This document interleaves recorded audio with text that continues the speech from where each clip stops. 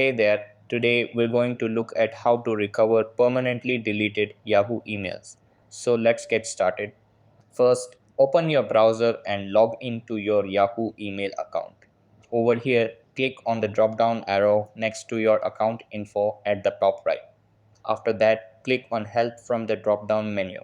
Then, on the support page, click on the Go button.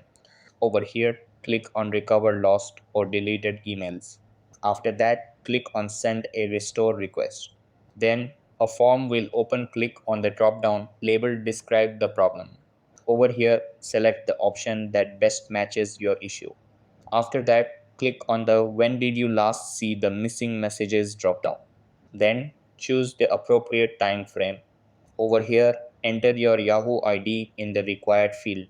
After that, tick the box that says I'm not a robot. Then click on the Create Request button. And that wraps it up. Appreciate you watching. See you in the next.